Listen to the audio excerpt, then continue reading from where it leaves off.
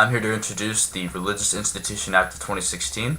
So the Religious Institution Act of 2016 will be a significant leap forward in helping to mitigate religious exemption at educational institutions by promoting multiculturalism, ending restrictive admissions to allow students of all backgrounds, including transgenders, gays, and any other sexual orientation, and ultimately it will restore the strict interpretation of the First Amendment of the United States Constitution. Passing of the Religious Institution Act of 2016 will help promote multiculturalism on campuses across the nation.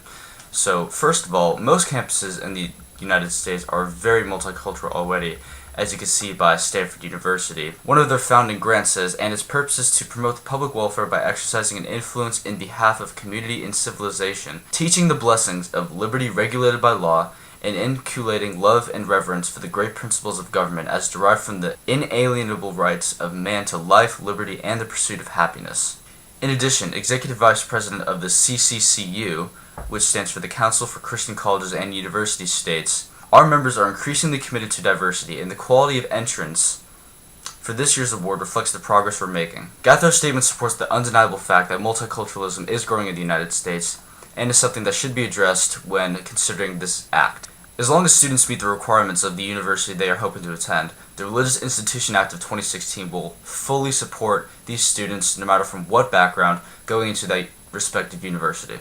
The sexual orientation of these students will not inflict on their admission into the university, as the Religious Institution Act of 2016 will protect their constitutional rights. CCCU President Shirley V. Hogsher explains, "Our job is to shape students who act for the public good out of a love for Jesus Christ." In addition, the CCCU's mission statement states, "To advance the cause of Christ-centered higher education and to help our institutions transform lives by faithfully relating scholarship and service to the biblical truth." As explained by the evidence shown before, any of these statements provided by the CCCU could be definitely fulfilled by any of the students entering the university, regardless of their sexual orientation.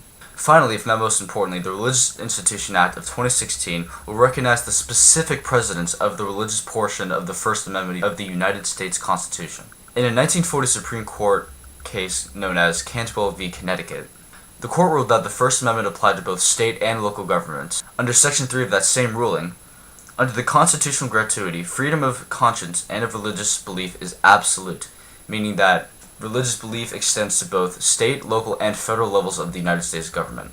Given this, that means any person of any sexual orientation or background is protected under this law. According to the Legal Informational Institute, the First Amendment's Establishment Clause states that the government prohibits favoring one religion over the other. Freedom to exercise and practice religion is one thing, but when it prohibits the educational ambitions of a student that has a different ethnic or sexual orientation, that becomes a violation of the precedents that this country is founded upon.